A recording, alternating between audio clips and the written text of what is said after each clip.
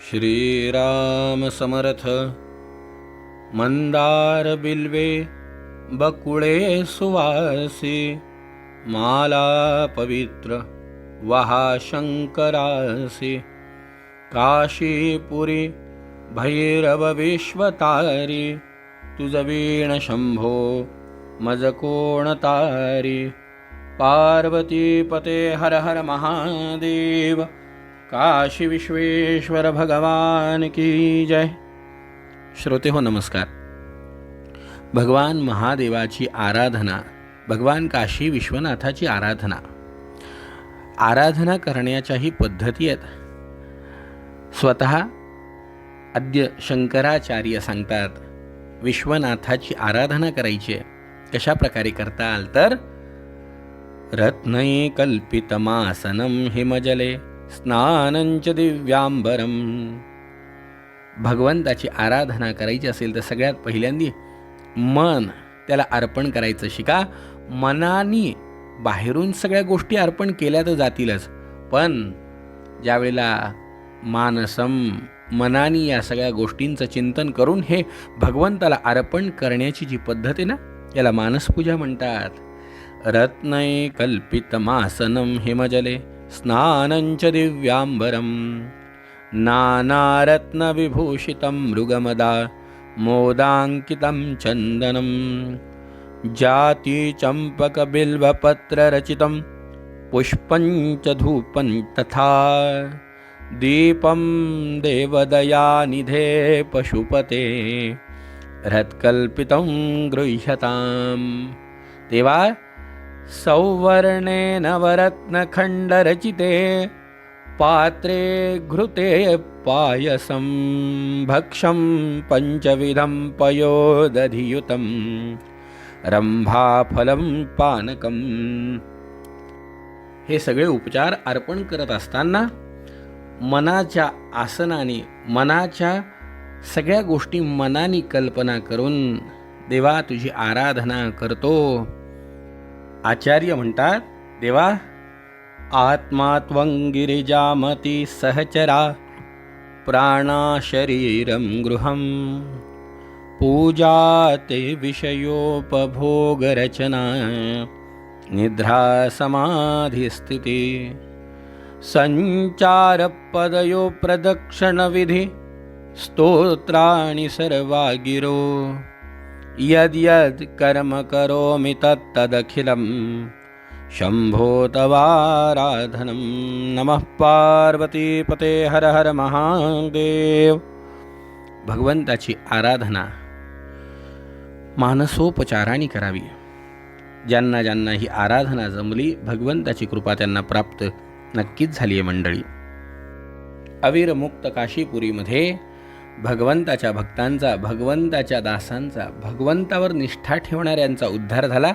यात नवल नाही मंडळी, तर भगवंताशी वैर धरणाऱ्या, भगवंताला आपलं शत्रू मानणाऱ्या, भगवंताशी शत्रुत्व करणाऱ्यांना ज्या वेळेला वाटलं की भगवंताकडनं वरप्राप्ती करून घ्यायची, ते दक्ष प्रजापती असतील अथवा दशानन असेल, रावण असेल, आराधना करून भगवंताकडनं वरप्राप्ती करून घेतली आहे। भगवंतानी सगळ्यांच्या मनकामना पूर्ण केल्या। सर्वेश्वर हा विश्वनाथ, सर्वेश्वर म्हणून तर त्याला म्हणतात सर्वांचा ईश्वर। जो मानतो त्याचाही, जो नाही मानत त्याचाही, त्याच्या मनकामना पूर्ण करायला तो सिद्ध आहे। म्हणून तर तो विश्वेश्वर आहे, म्हणून तर तो विश्वनाथ आहे।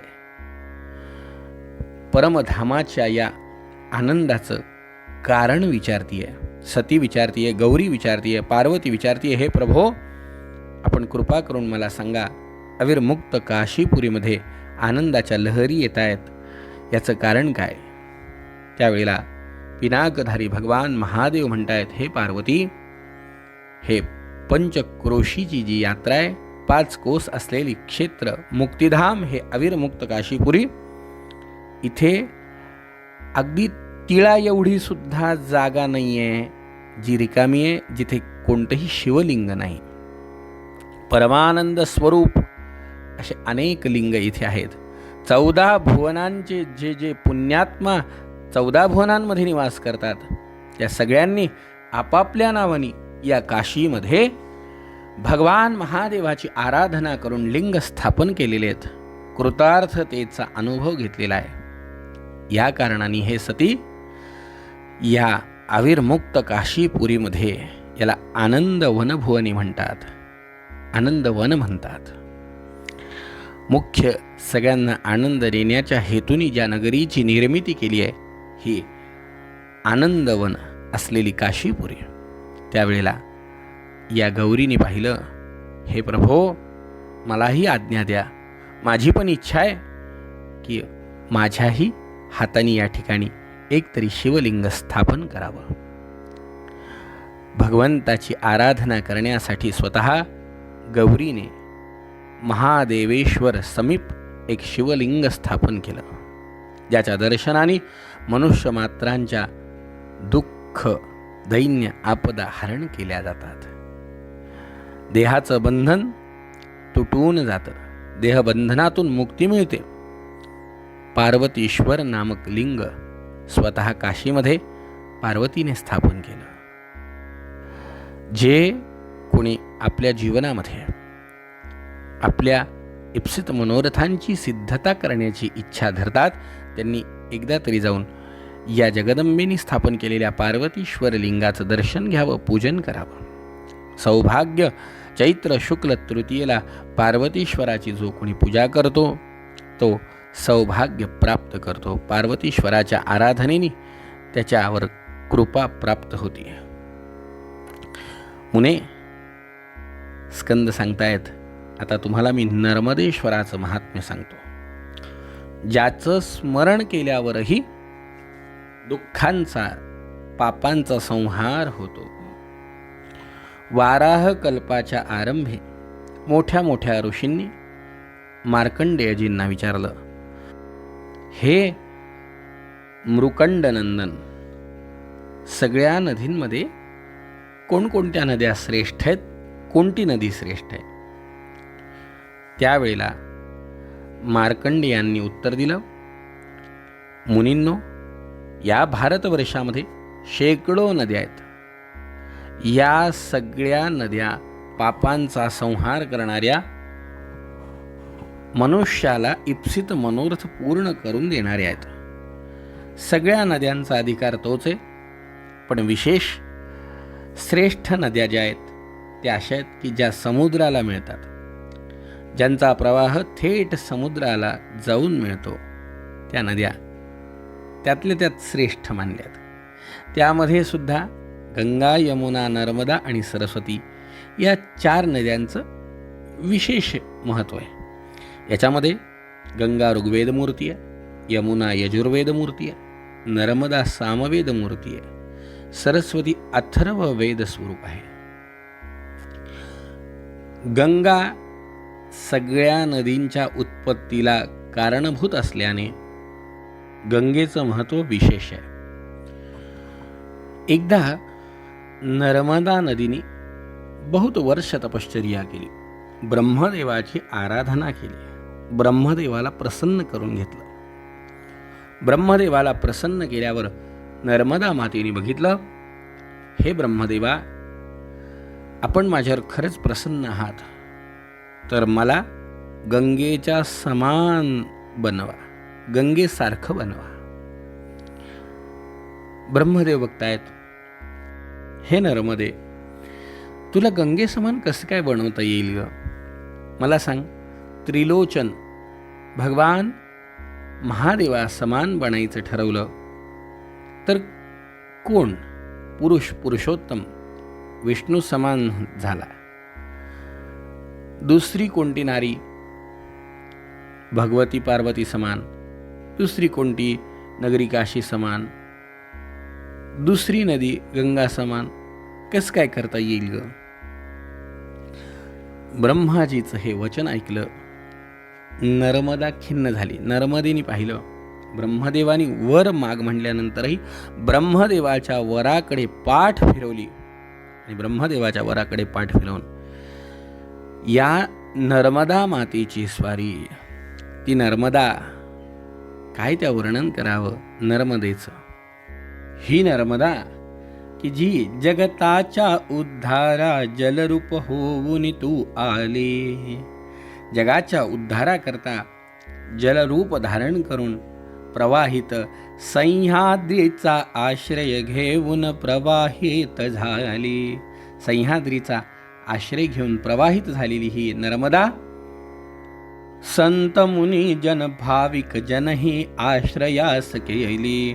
अनेकांना आश्रय देणारी पाप ताप दैन्य वारुणी देई सौख्याते आई देई सौख्याते.